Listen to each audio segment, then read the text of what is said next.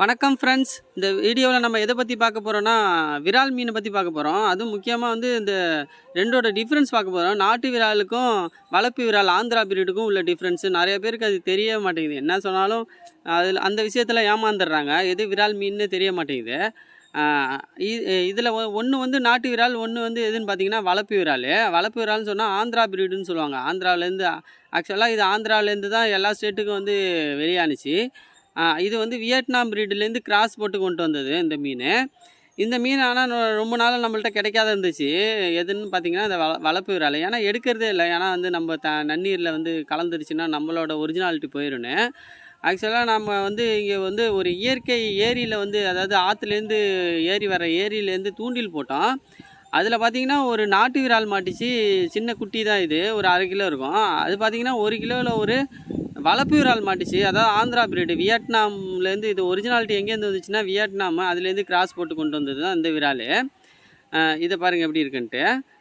பார்க்குற கலரும் சேஞ்ச் ஆகும். அந்த லைனே இருக்காது, வரியே இருக்காது. சைடில் பார்த்திங்கன்னா அந்த எந்த வரியுமே இருக்காது.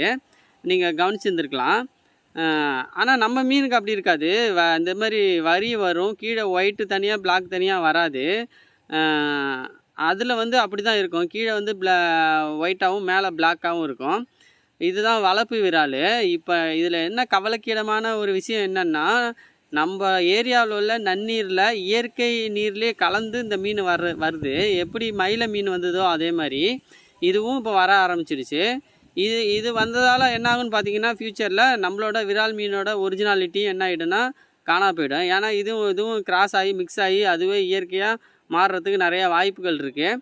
இதனால தான் விழிப்புணர்ச்சியாக முன்னாடியே சொன்னோம், யாரும் ஆந்திராவிலேருந்து இந்த மாதிரி பொய் சொல்லி நம்ம மீனை வந்து விற்காதீங்க, நம்ம மீனோட ஒரிஜினாலிட்டி கெடுக்காதீங்கன்னு யாரும் கேட்கவே இல்லை. ஆனால் நிறைய பேருக்கு தெரில. இதை பாருங்கள், வரியே இல்லை பாருங்கள், எந்த லைனும் இருக்காது. இதை வச்சு கண்டுபிடிச்சிடலாம். இது எப்படின்னா, இது போந்தா கோழி, இது நாட்டுக்கோழி மாதிரி. இது என்னாகும் காலப்போக்கில் இது ரெண்டும் கிராஸ் ஆனிச்சுன்னா நம்ம மீனோட ஒரிஜினாலிட்டியே போயிடும், டேஸ்ட்டு போயிடும், எல்லாமே பழசு மாதிரியே இருக்காது. இது ஒரு சில பேரால் அவங்க சம்பாதிக்கணும்னு நினச்சதால் இது இயற்கையே வந்து மாறுறதுக்காக நிறையா காரணம் இதனால் ஏற்படுது.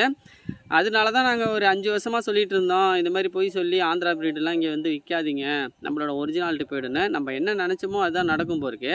ஏன்னு பார்த்தீங்கன்னா, நம்ம இயற்கையான ஏரியில் தூண்டி போடும் போதே இந்த மீன் இந்த ரகமும் வருது. அப்படின்னா இது கவலைக்கிடமான விஷயந்தான். இந்த வீடியோ பிடிச்சிருந்தா சப்ஸ்கிரைப் பண்ணுங்கள், உங்கள் ஃப்ரெண்ட்ஸுக்கு ஷேர் பண்ணுங்கள். நன்றி.